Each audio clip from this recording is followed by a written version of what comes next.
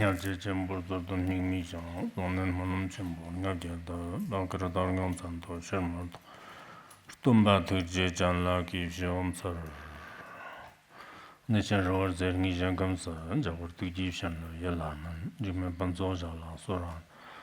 Gonjo Toban for Shinjilo, Gonjo Toban for Shinjilo, Gonjo Toban for Shinjilo. Profound and subtle Dharma is rarely encountered in eons. Now we hear and follow it. May we realize the Tathagata's meaning. To liberate beings, please generate bodhicitta before teaching. Today we shall study the Shurangama Sutra. Tomorrow there will be no class. Monday, Tuesday, Wednesday. These 3 days we'll study the wish-fulfilling treasury. The following 3 days we'll study the Shurangama Sutra, starting from Monday. The commentary on the practices of a bodhisattva. I think every day should be 5 to 10 minutes.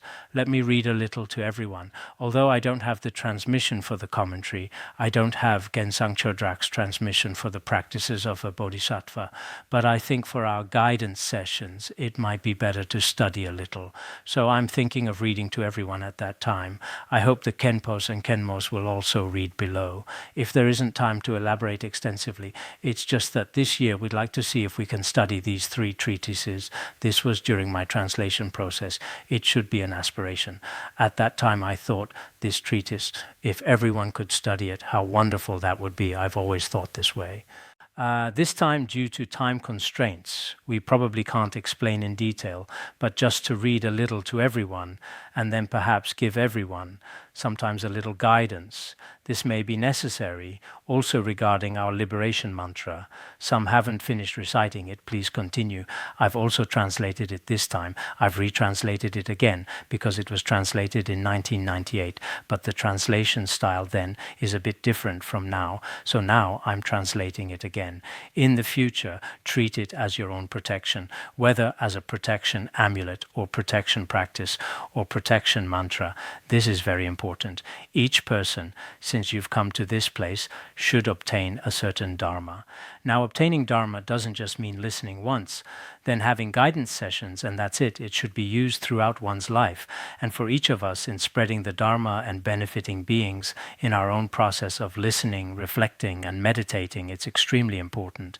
Now, in this degenerate age, if we don't have protection or don't have something to safeguard us, many people's spiritual practice from beginning to end also faces certain difficulties.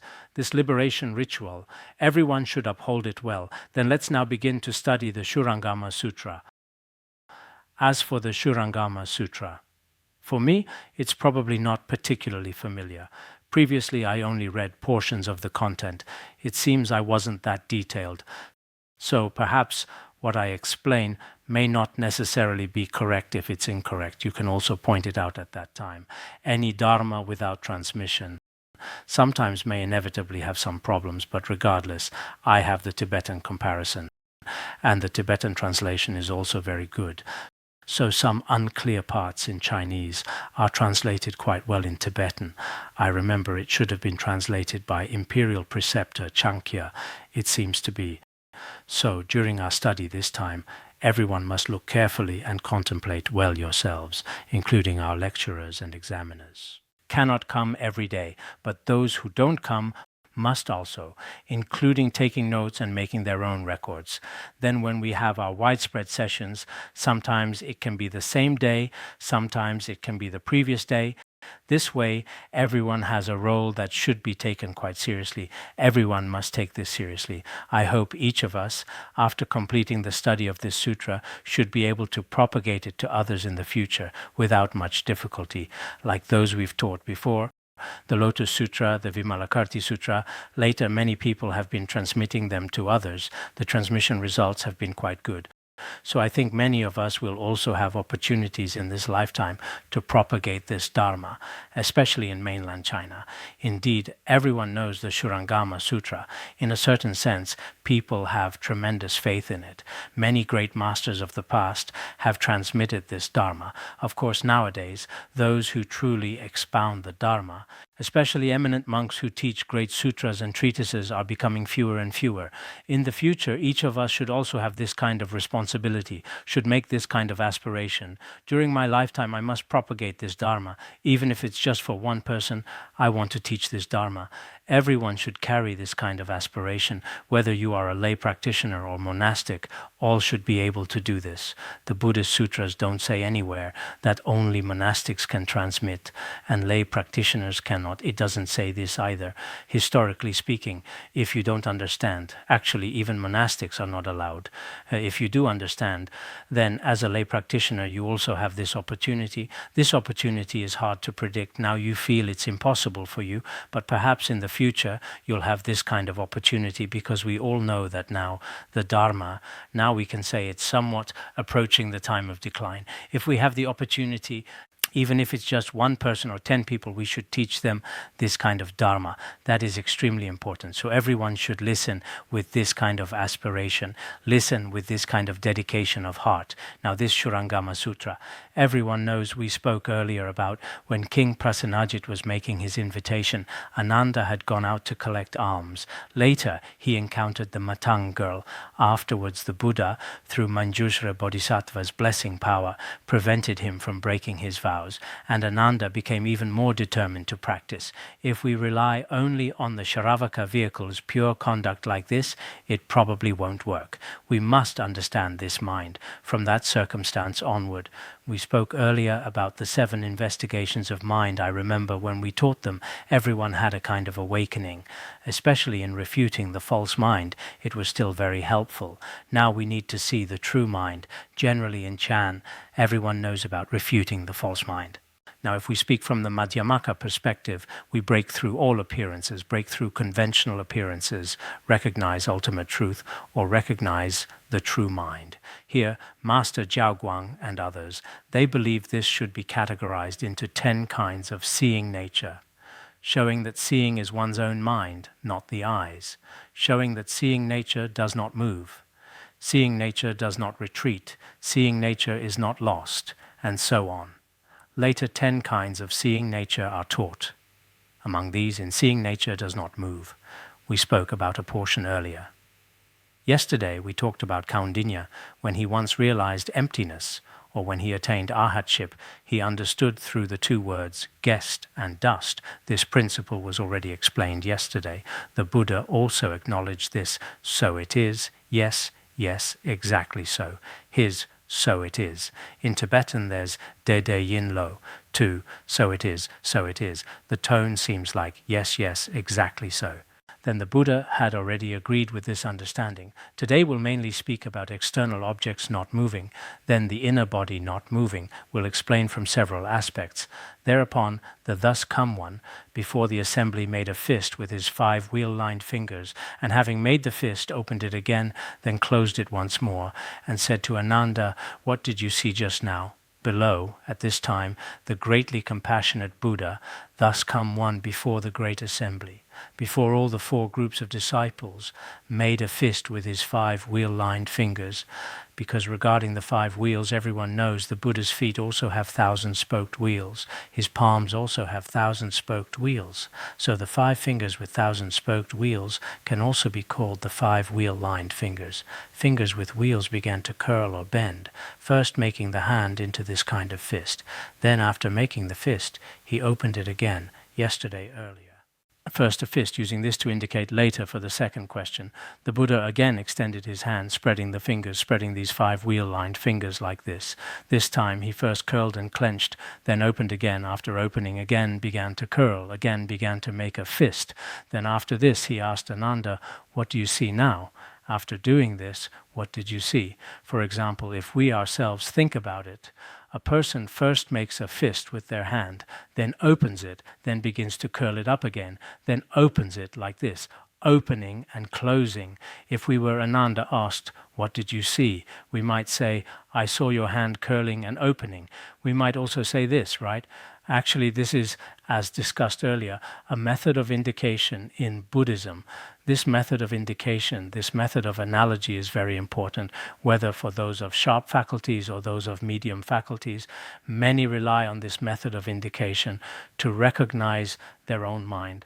Of course, some of us ordinary people, whether it's indication or analogies or doing anything, seem to have no feeling at all. This is possible, but here the Buddha at that time relied on this kind, slightly different from the earlier method of indication, thus asking Venerable Ananda. Then Ananda said, "I saw the thus come one's 100-jeweled wheel palm opening and closing before the assembly."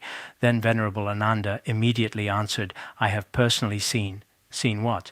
The thus come one's palm adorned with 100 precious wheels, what I just mentioned. This kind of wheel palm with 1,000 spokes before the assembly among the 4 groups of disciples, opening and closing, opening and closing.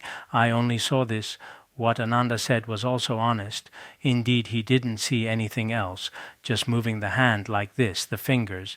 If we were Ananda, we would also do this. At the beginning, we would also say this. Then the Buddha told Ananda, "You saw my hand opening and closing before the assembly. Was it my hand that opened and closed? Or was it your seeing that opened and closed?"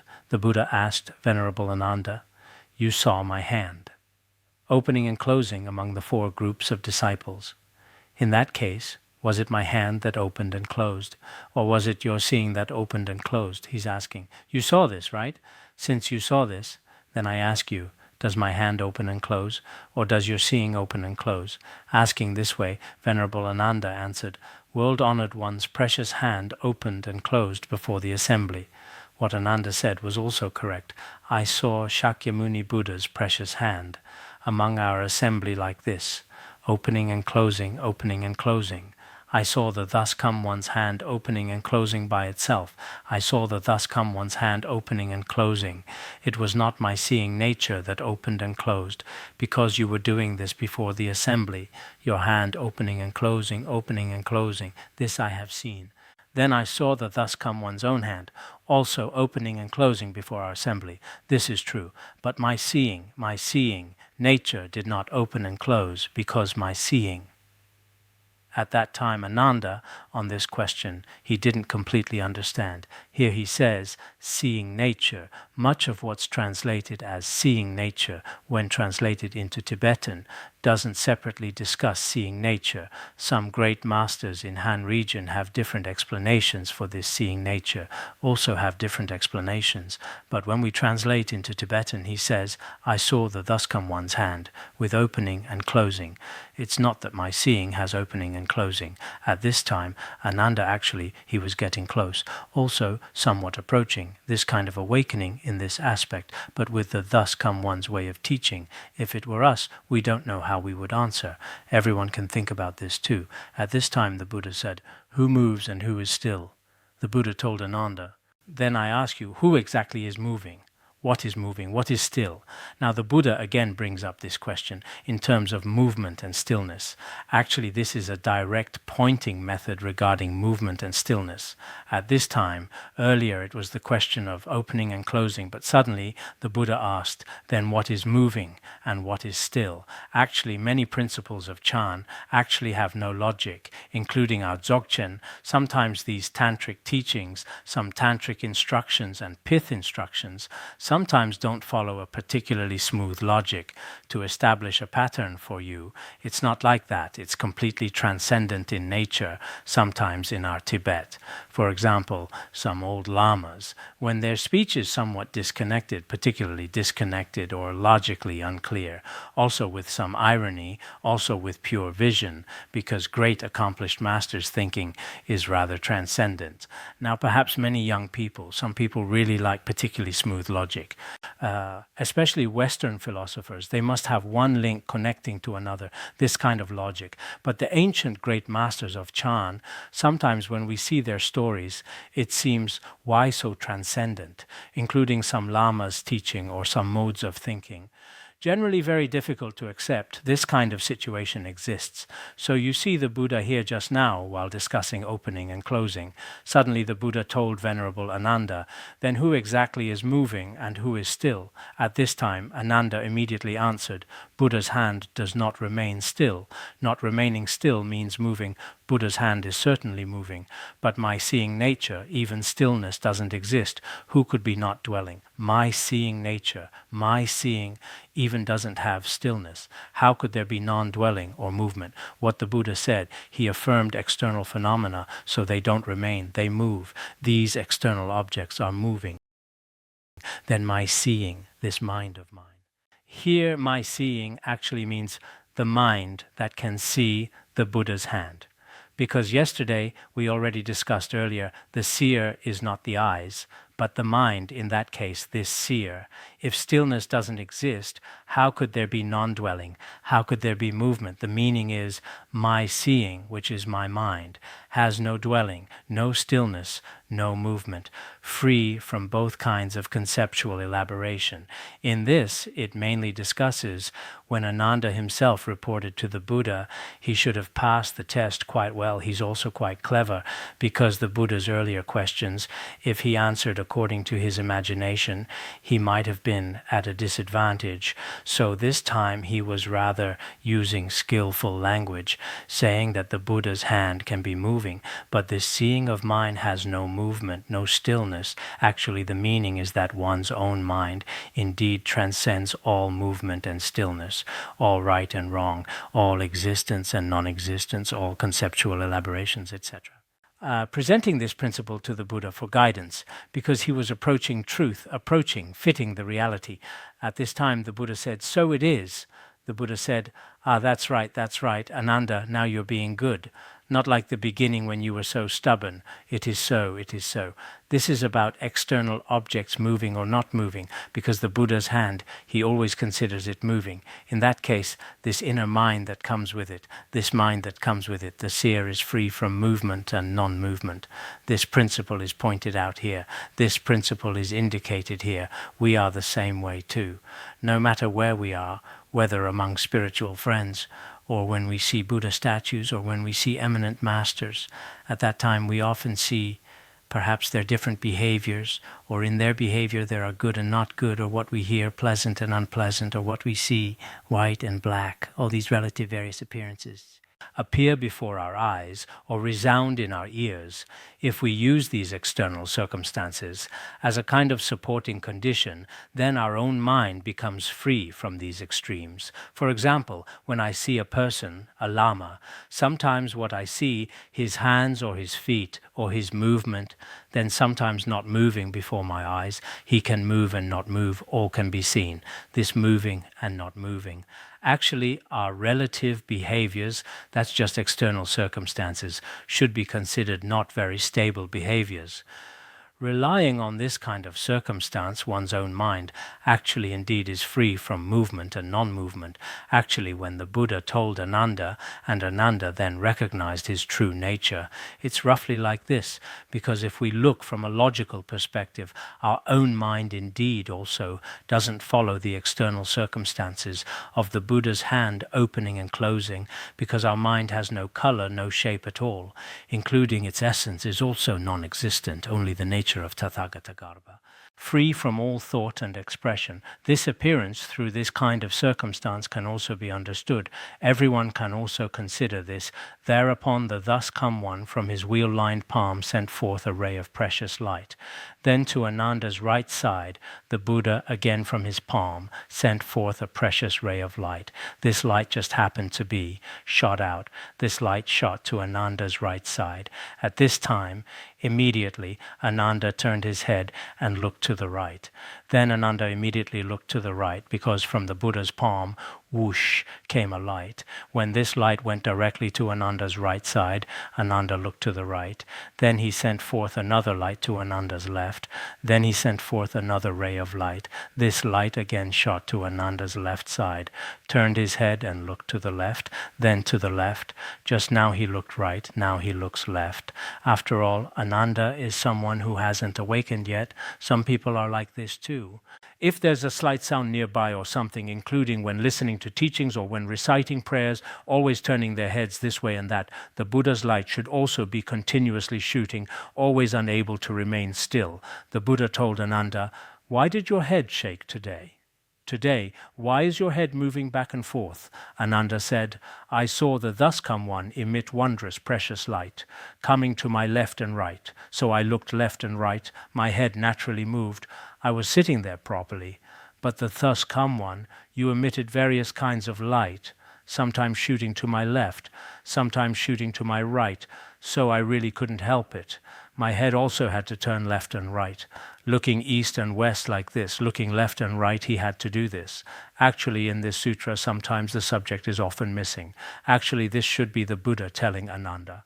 The Buddha said, "Ananda, you looked at the Buddha's light and moved your head left and right. Was it your head that moved, or was it your seeing that moved?" The Buddha told Venerable Ananda, "Ananda, whether you look left or right, looking at the Buddha's light like this, then your head also moves left and right like this.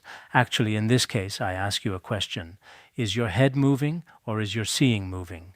The Buddha intentionally sent light to him, making him unable to remain still.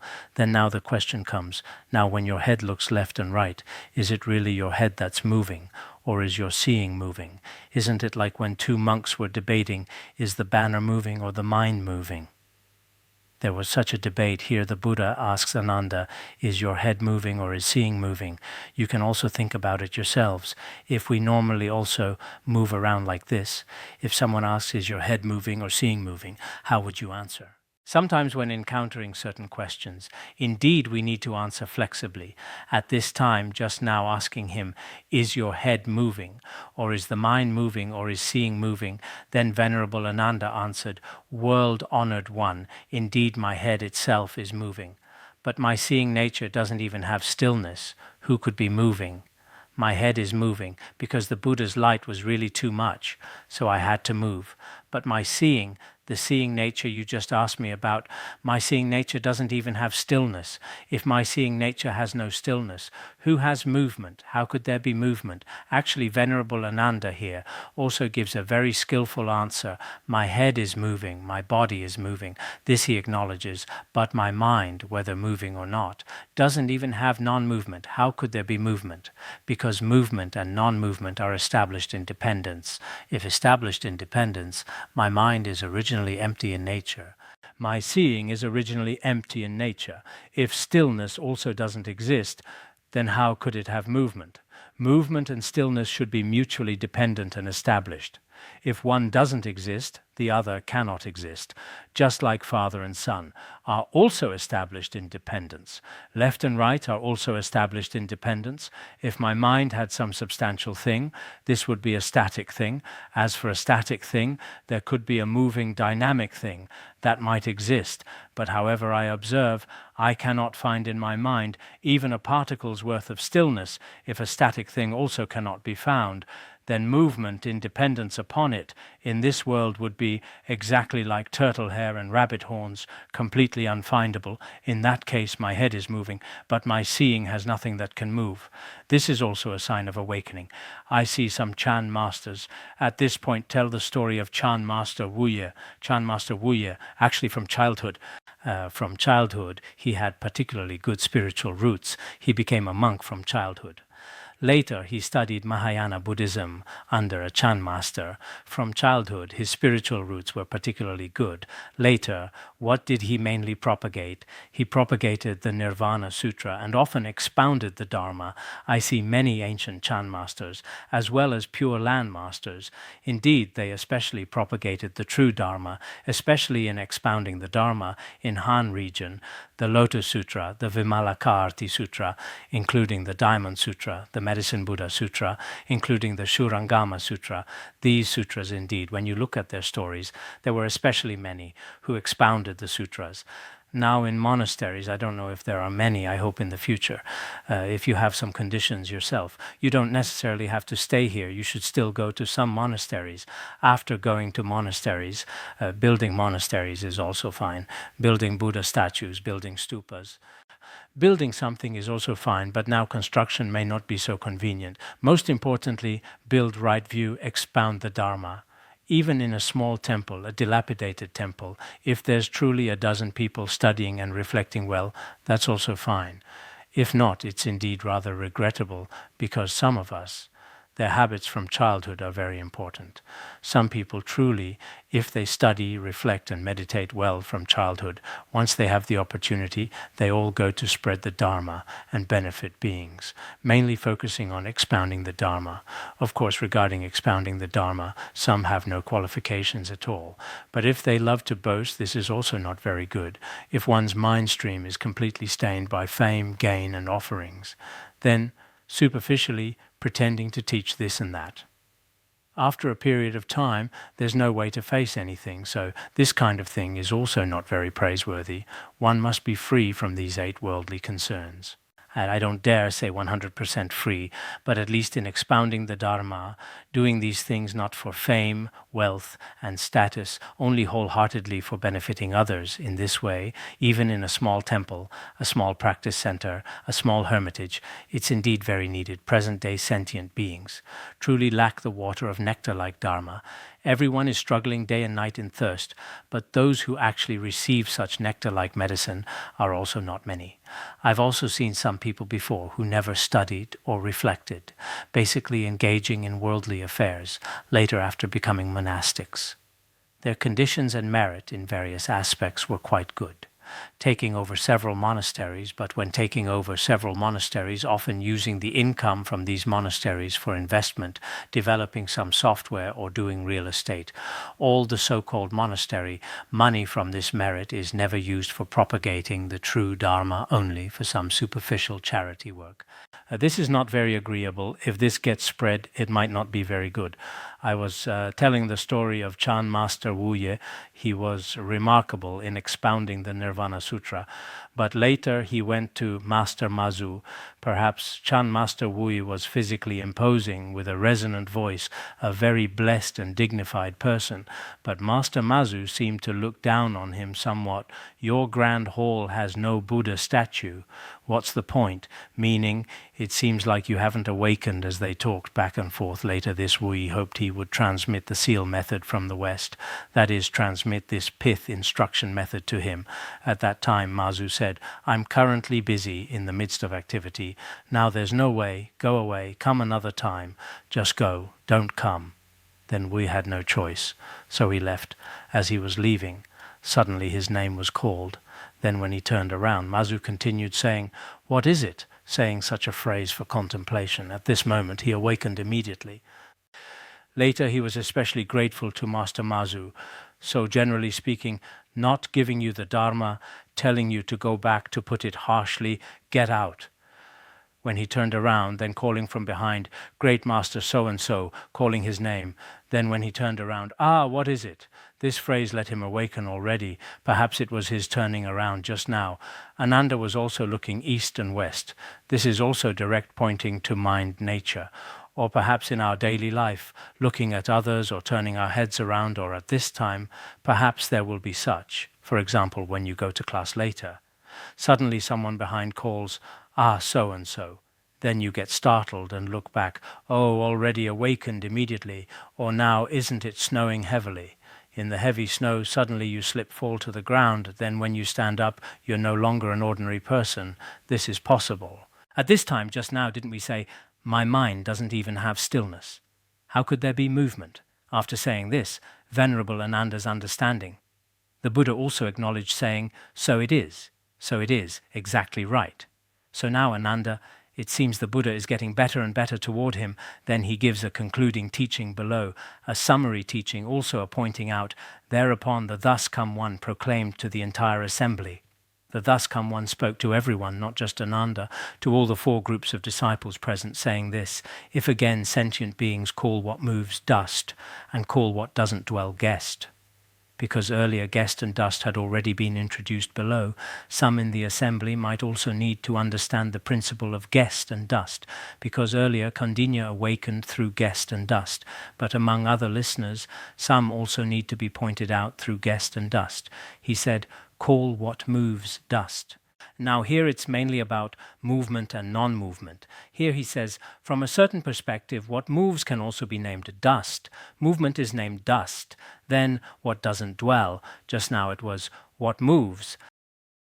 Then what doesn't dwell. Not dwelling actually is also movement, just within movement, slightly more peaceful than dust, because guest and dust, perhaps dust aided by wind, floats a bit faster. This is just my random thinking. From the perspective of what doesn't dwell, it can be established as guest, and dust. The Buddha speaks this way, because earlier Kandinya used his way to explain guest and dust, then the Buddha with what moves and what doesn't dwell, from 2 levels, guest and dust. Then the Buddha again said, you observe Ananda. You should observe, you observe Ananda.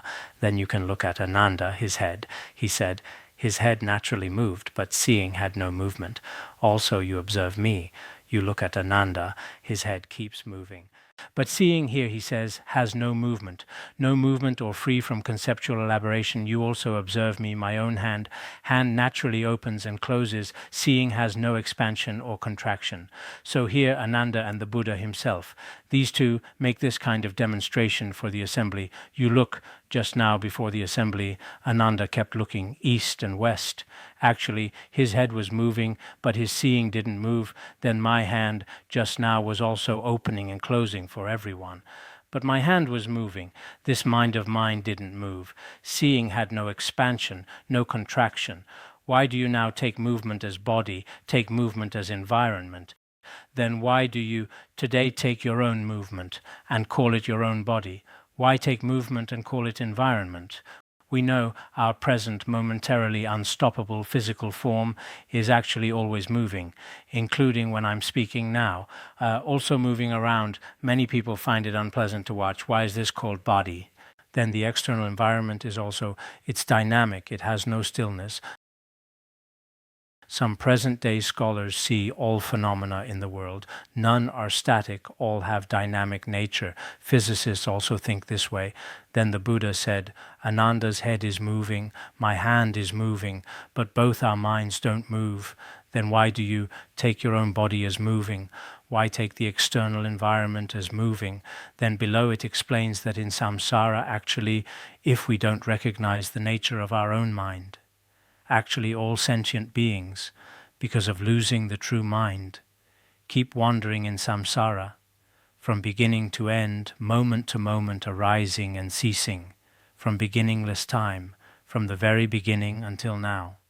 Actually, it's our discriminating thoughts continuously arising and ceasing, always moving, because we don't recognize our discriminating thoughts, always moving around because of this.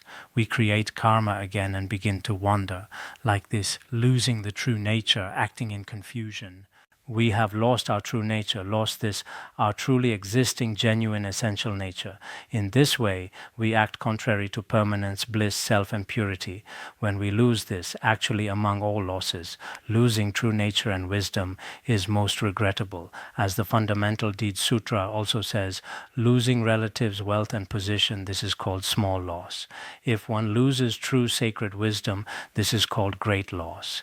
As for loss or losing, if we lose relatives, wealth, status, these are not very regrettable. They're called small losses and minor losses. If we lose true recognition of our mind's nature or true wisdom, the wisdom of mind, this is great loss. The mind's nature loses truth, mistaking objects for self. Many sentient beings don't recognize what we should recognize. Our own mind nature has already lost true realization, but toward external material things, consider them truly existent, taking them as truly existent, then claiming them as one's own, generating self and self-grasping. In the midst of samsara, taking on one's own wandering.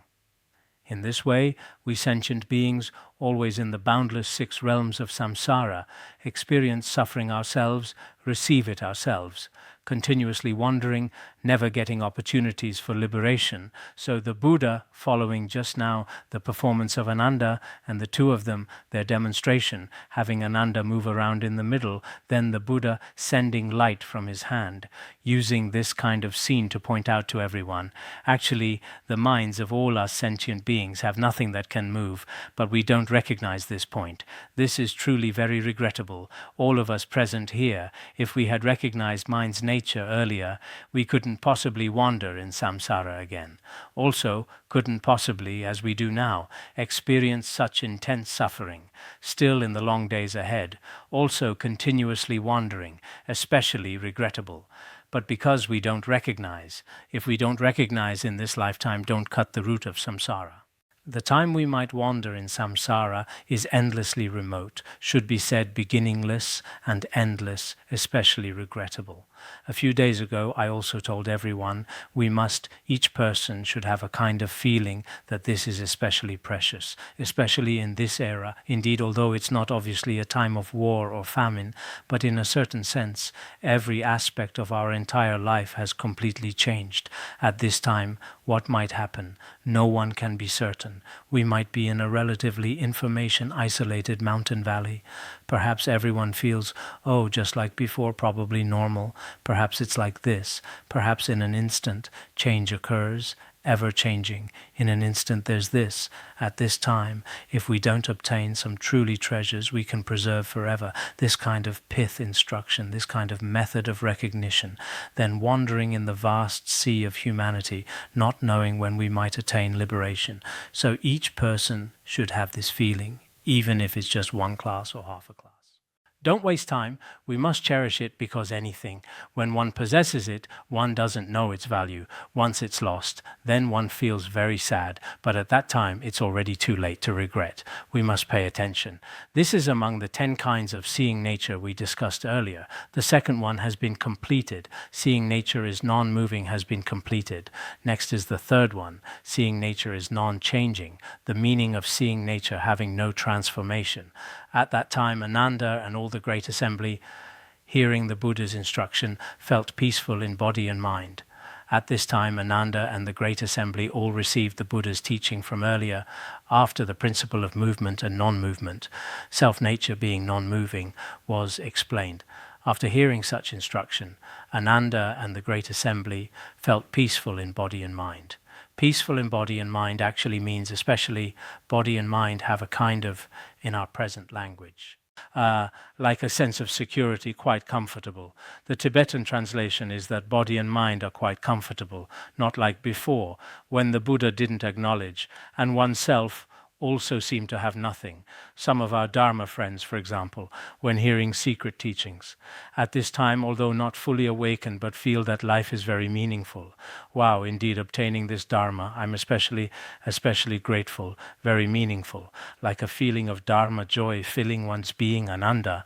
At that time they also, because earlier the refutation of false mind was explained in 7 places, then in this process of directly pointing to mind nature, also basically knew that one's own mind is non-moving. At this time, body and mind became rather peaceful. Then remembering beginningless time, he felt that from beginningless time until today, actually we have lost our own original face, this mind, falsely recognizing conditions and dust, discriminating shadow things, falsely recognizing conditions and dust, grasping at dust, meaning fixating on, or cognizing as grasping at external objects, because external objects are false external objects, generating substantial grasping, generating grasping at true existence, discriminating shadow things. Following such external objects, oneself generates various discriminating thoughts, like illusory, shadow-like external objects. Following this is white, this is red, this is beautiful, this is ugly, etc., generating all kinds of grasping following external objects, generating various discriminating thoughts. After we lost the true mind, always in this samsara, such entanglement, such wandering, but today relying on the Buddha's guidance, like a lost child suddenly meeting a loving mother, like an infant who has lost milk, suddenly meeting his compassionate mother. That would certainly be very joyful. We too, when meeting a guru's especially supreme instructions, indeed like a child who has lost his mother, finally returning to mother's embrace, very deeply felt. So at that time, Venerable Ananda seemed to be, although this is a sutra method of direct pointing, but indeed also the Shurangama Sutra is very profound, always discussing the nature of mind. So he awakened today, like a wandering infant returning to the embrace of a compassionate mother, then venerable. Ananda was especially grateful. He joined palms and bowed to the Buddha, because after obtaining this Dharma, especially grateful, then bowed to the Buddha. After bowing to the Buddha, he also, actually in this, perhaps due to translation, in Tibetan it's translated more. Some words are clearer. He began to make requests. Requesting what? I wish to hear from the thus come one. He again expressed gratitude, continuously requesting Dharma, then showing body and mind. Because Ananda, he just now also had peaceful body and mind. He himself showed body and mind, with respectful mind, with joyful mind, physical posture, inner mental expression also. Displaying a particularly peaceful attitude, such a kind of posture, then requesting what kind of Dharma, asking the Buddha to explain this principle, true and false, empty and real, present arising and ceasing, and non-arising, non-ceasing. These two kinds, this kind of clarification. His clarification is somewhat, some places are not very easy to understand, but the meaning is that he requests the thus come one. He himself adopts a particularly peaceful body and mind, then praying to the Buddha to teach us, teach what? True and false. True and false, generally ultimate truth and conventional truth. True is ultimate truth, false is conventional truth, then empty and real in our conventional realm. Some are also false, like illusions and phantoms. Some are real dharmas that truly function in the conventional realm, and present, arising and ceasing in the conventional realm, then non-arising, non-ceasing in the ultimate realm. These two kinds of clarification. As for clarification, Master Ui says he also feels this is a kind of clarification, is a verb, meaning he wants to understand, clearly explain these two kinds of dharma, ultimate dharma, and conventional dharma, non-arising, non-ceasing, arising and ceasing. Like this should clearly indicate these two natures of dharma. The meaning is, because earlier all were true and false are also opposite, empty and real are also opposite. Arising, ceasing, and non-arising, non-ceasing are also. The meaning is that Ananda said, could the Buddha teach us more about ultimate and conventional, false and or arising and ceasing, non-arising, non-ceasing? Summarizing the meaning, Ananda said, please teach us more about ultimate truth and conventional truth, or all these dualistic and dualistic opposing dharmas. Could you teach us more about them? He began requesting to explain such principles. At this time, before the Buddha had time to speak to Ananda king, Prasenajit arrived. When the king came, surely Ananda was quite frightened. He's just a small monk, after all, King Prasenajit. Actually, sometimes when we study these, whether teaching or studying sutras, it's as if we've arrived at a gathering from over 2,500 years ago. We feel like we're present if our body and mind are quite engaged. It's as if we ourselves are watching Ananda and the Buddha debating together. Then before Ananda finished speaking, King Prasenajit now the King Prasenajit they portray is a very dignified king. King Prasenajit had earlier also invited the Buddha born in the same year, same month, same day as the Buddha, very blessed, the same age as the Buddha. Such a king, he's also called Moonlight King. In some Mahayana sutras it's said his realization is very high, a fourth ground bodhisattva. At that time King Prasenajit stood up and addressed the Buddha. He began to stand up. Then he said to the Buddha, I formally, before receiving the Buddha's teachings and instructions, he said, before I encountered Buddhism, before accepting the Buddha's teachings, he met Katyayana, not Katyayana from the Buddha's 10 great disciples. It should be, but not the one who later became this. Probably not. There's a Katyayana among the heretics. Yes, earlier there was a Katyayana King Prasenajit formerly relied on the heretic Katyayana, and also Purandara. Seems like 2 of the 6 masters, he formerly encountered these heretic masters. They all said this body dies and then is annihilated. Those heretics all unanimously said, after our body and mind separate, actually there is annihilation. This annihilation is called nirvana. Actually, even now there are many in Hinduism, after body and mind separate, it's called nirvana. But actually the body has entered into earth, water, fire, wind. Mind enters into space. This is called nirvana. They still think this way now. Later, King Prasenajit encountered Buddhism. Although I met the Buddha, I still have doubts. He said, later I encountered Buddhism. Of course, regarding Buddhism, I still have some concerns in some areas, some questions, some doubts. How can you reveal and prove that this mind has no birth or death? Then he began asking the Buddha, similar to Ananda's question just now, was about ultimate truth and conventional truth, the 2 truths. As for King Prasenajit, his question is also quite similar. He said, could you please reveal? Could you please teach me and explain? Explain what? To realize this mind, to recognize this mind, how it is in the state of no birth and no death. His question is even more about no birth and no death. Which question is better? Is Ananda's question better or King Prasenajit's? To understand this mind's non-birth and non-death, to understand this mind's non-birth and non-death, isn't non-birth and non-death referring to Tathagatagarbha? Then King Prasenajit began asking. Actually, the Buddha and kings at that time were very good. Now, kings all over the world are all about nuclear weapons, biochemical weapons, always these kinds of issues. Now this great assembly, all those with defilements, all wish to hear, he said, not only me, now our great assembly here today, many ordinary people, many with defilements. In Tibetan it's translated as those with defilements are ordinary people. Those with defilements can also be called ordinary people. All these ordinary people. King Prasenajit probably considers himself an ordinary person. Other arhats, Manjushra Bodhisattva. These don't need to hear these, so he said, we ordinary people still want to hear the Buddha explain to us. At this time, the Buddha told the great king. You see, the Buddha doesn't care about Venerable Ananda anymore, although he also asked questions, but the Buddha also gives considerable attention to the great king.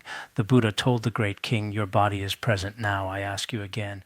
Now your appearance as king, I also ask you again today. Originally, the Buddha should directly transmit the Dharma to him, but his method of transmitting Dharma is rather special. When King Prasenajit wanted to ask questions, the Buddha first counter-questioned King Prasenajit. He said, now you as King Prasenajit, I now ask you some questions. Ask what? Your physical body. Is it like diamond, permanently dwelling and imperishable, or does it change and decay? I ask you a question, as often said now. What question? Your physical body. King Prasenajit, your physical body.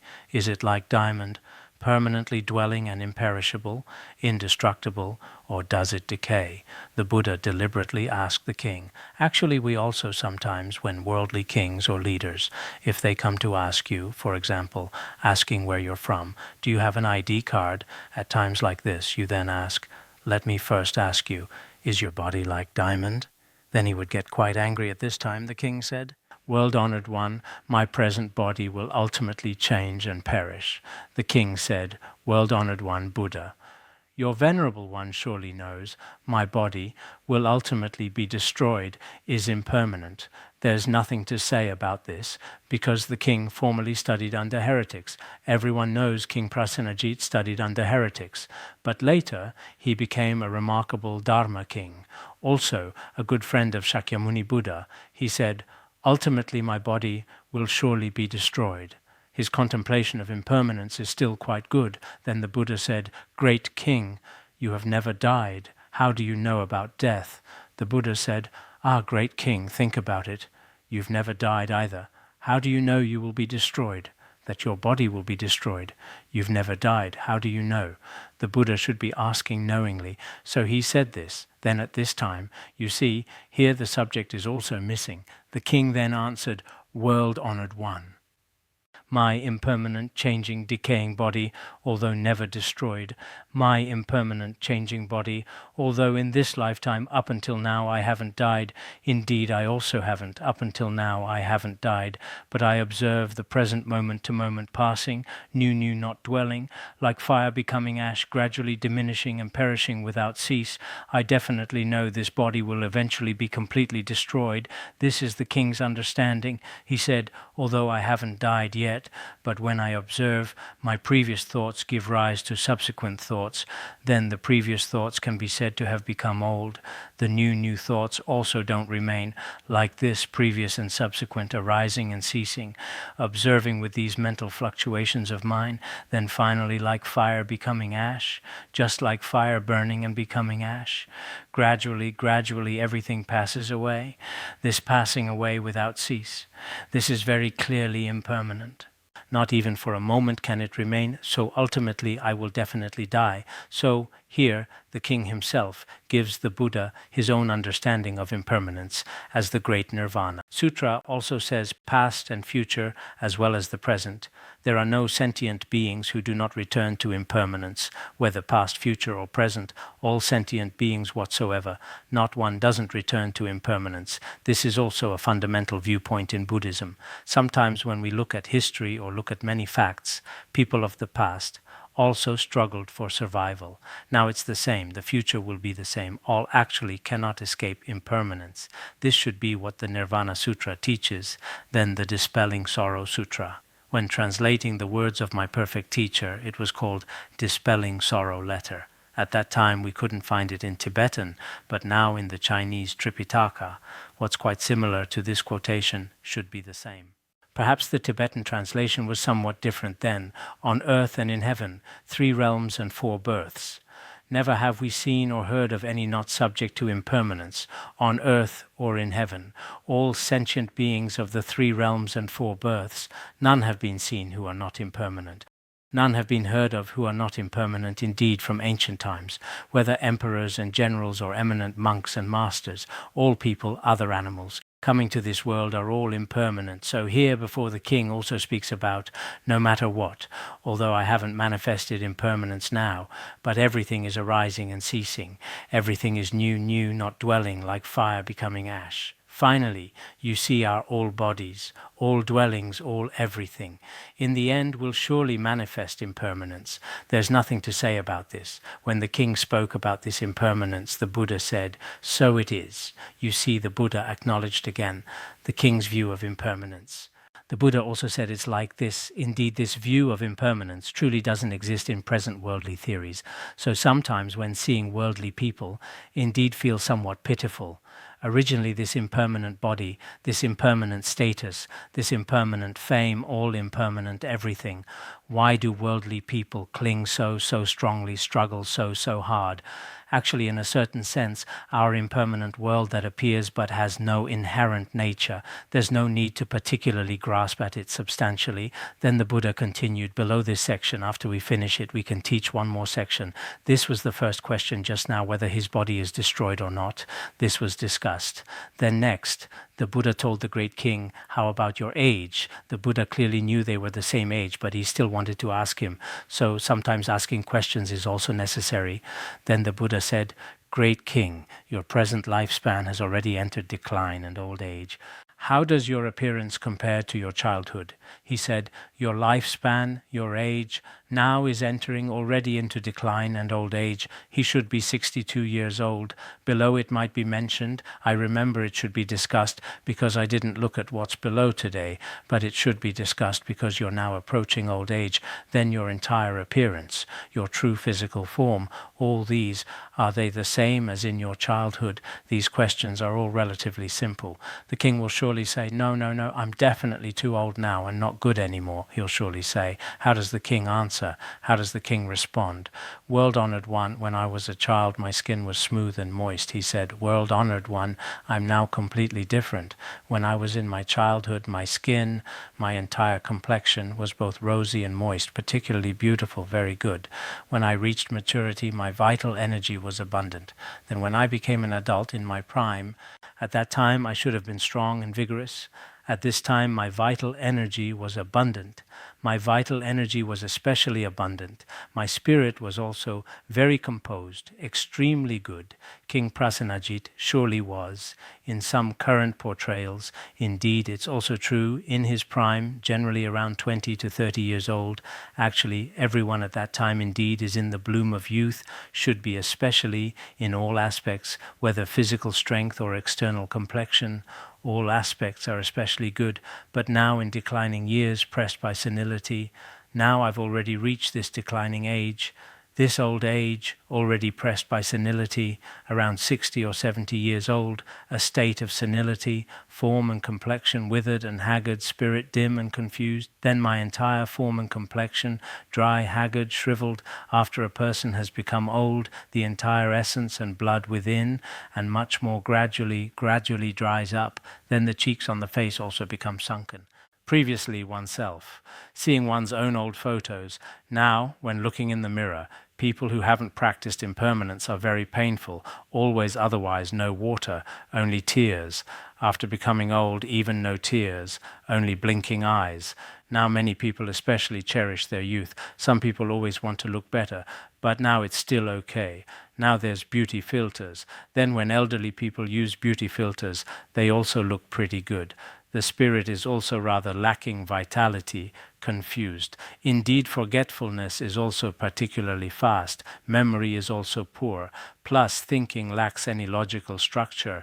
Generally, when we reach you see, I'm also like King Prasenajit, about the same age. Why are our surroundings like this today? There's also a reason for this: hair white and face wrinkled, white hair everywhere, face full of wrinkles. And life won't be long. In the not-too-distant future, surely must pass away to the pure realm or whatever. So at that time, the king, he described his entire journey. From youth, from prime years, adulthood, old age, the entire process once through, how can it compare to the time of full vigor? How can it compare to the time of youth? Old, now everything has aged completely. Nothing left now just from this, just like in Milarepa's songs, as taught after people become old, when getting up, always using this great effort to stand up. This is also a natural law, but we hope that after people become old, everyone shouldn't be sad. The mind can be at peace. Perhaps relying on such aging, one can have a kind of awakening. This is how I think, whether you're old or young. In this lifetime, the only encounter with the wish-fulfilling jewel of Dharma, this is truly very important. If we hadn't encountered the wish-fulfilling jewel of Dharma, just like worldly people now, always waiting to die, if always waiting to die like this, how painful a thing this would be. At least we have some faith ourselves. Holding prayer beads in this way, it's all quite good. The other day I thought about these people around us, whether they would give me a bad impression during class or something, but after all they've stayed so many years in Larongar like this, so everyone seems like they're all like old practitioners, still very focused, carrying faith, wisdom, mindfulness and awareness. So I'm also still full of confidence. Although we're all not as good as before, now we've already, just like King Prasenajit, the Buddha should also have been, when teaching this sutra back then, also 62 years old, like the greatly compassionate Buddha, all have such phenomena of aging and decline. If King Prasenajit has this, then we ordinary small people, having such aging, such impermanence, becoming uglier and uglier, more and more unpleasant. Others also often dislike you. This is something we should accept. So today we see King Prasenajit. Many of us are in the same situation, but our hearts should be filled with joy, also especially grateful to the lineage masters for bringing us such conditions. These conditions are indeed very rare. Also hope everyone will keep these conditions throughout all lifetimes and never lose them, like a blind person grasping an elephant's tail, always tightly following the spiritual guides toward the path of liberation. This is extremely important. All right, today we'll stop here.